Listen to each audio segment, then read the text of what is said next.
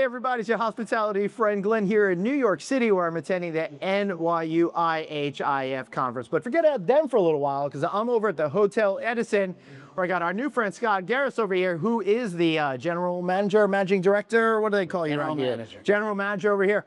Of course, we all knew Ben Perelmuter over here, CEO of Remington. How are you guys doing today? Doing great. So nice day in New York City. So apparently you guys go back. You've been friends for a little while, but do you... 30 years, if that's a little while. So you don't feel dirty staying in someone else's hotel? I feel filthy staying there. No, we actually went to hotel school together. Did you? Back in the early 90s. That's pretty cool. So, all right. So then in that vein, what made you want to go down this track to run cool hotels like the Edison here in New York City? And what made you want to go down more of that like management executive kind of track, Scott? You want to go first? Yeah. I love being in the heart of it all. And yeah, thanks again for having me. Hold on a second. Let me give this to you.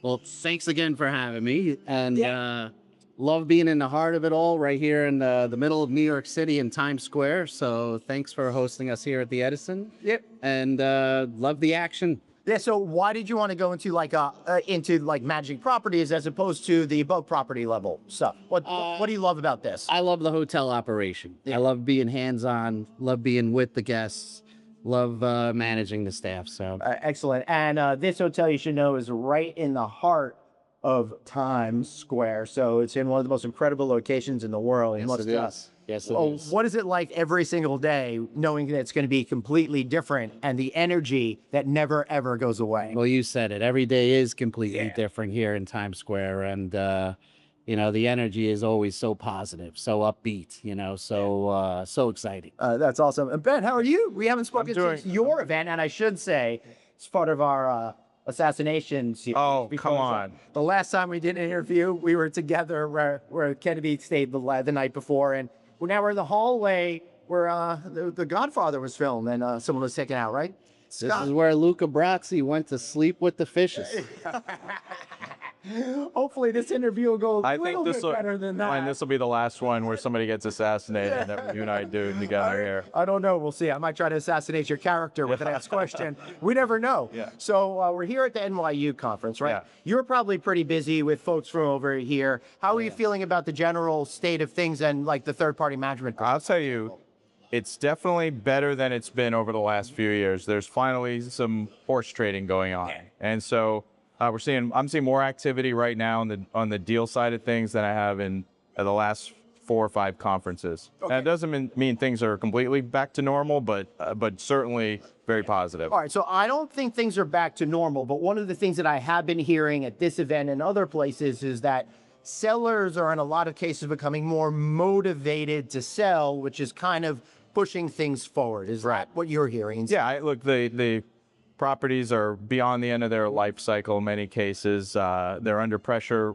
from the brands to PIP them, and they're at the point where they either hold, reinvest the capital in the asset, or sell, and then a new buyer comes in and puts the necessary capital in, and onward goes the cycle. And I'm going to guess, logically speaking, that a lot of properties change management companies, and you're probably in a good position to pick up a lot of properties. We've done well. You know, first, haven't really announced this much, but look, first 4 months, we've done about 17 new third-party deals. It's a big number. Now, we're also managing on behalf of some of the REITs, and some REITs are selling assets as well, so there's a little bit of a balance there, but our current state and our future state is predominantly third-party operation. Now, you're stuck here in New York, but you guys are expanding a lot in the Caribbean as well. Yeah, we just opened a property for a third-party owner in Grand Cayman. It's called 1GT Luxury Property, right in the heart of Georgetown. Beautiful, beautiful, beautiful property.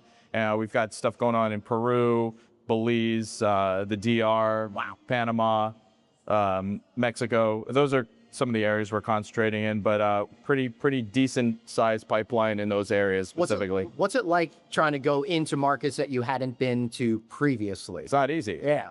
It's not easy, but you have to have the pedigree. You've got to have the infrastructure in order to do that. And you learn a little bit more by going into some of these countries. You learn the hard way, but then you learn what not to do in the next one. And, you know, some of the laws are unique, the currencies, the, you know, all the things that we take for granted here being turnkey become complicated there, but it takes a bit of an experience. Except I said like Belize, which is actually pegged to the dollar and stuff like that. Right. So maybe that'll. Don't ask me any trick questions here. But. I'm gonna ask him a trick question now, Scott.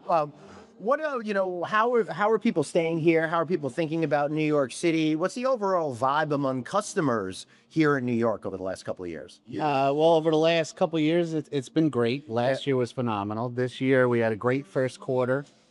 We did see a little dip in international travel, as everybody did, but right now there's a lot of high hopes for what's in the couple months to come. So we have the World Cup coming. Yep. We have America's 250th anniversary. So June and July look great. A lot of positive outcomes. Yeah. Good. Well, I hope it goes really well. I'm going to be in my backyard for most of those.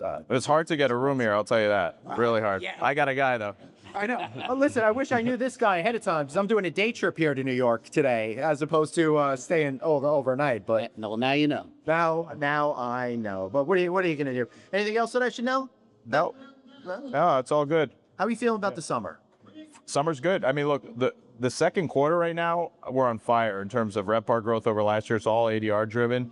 And so there's still a lot of pressure on costs, but we seem to be covering that with growth in rate. And so RevPAR has been exceeding expectations all year. We see that certainly through the rest of the second quarter and third quarter. And pace looks good, both from a group perspective and a rate perspective. Summer's baked with leisure travel. That's great. I mean, I don't know what to say. You know me, I've been kind of negative about the whole thing, but man, things just seem to be rocking. I mean, it's not peachy and rosy, but it can't complain. Can't complain. It never is. Can't complain. Better than what we thought this year. Listen, Better than what we thought. And we all got through 2020, so no matter whatever happens, it will not be that difficult, right? That's the one thing I learned. What's your favorite thing about being the general manager here? Besides seeing me every quarter. Being able to see Ben every single quarter. Who was in the fraternity first? Oh. I was able to Glenn,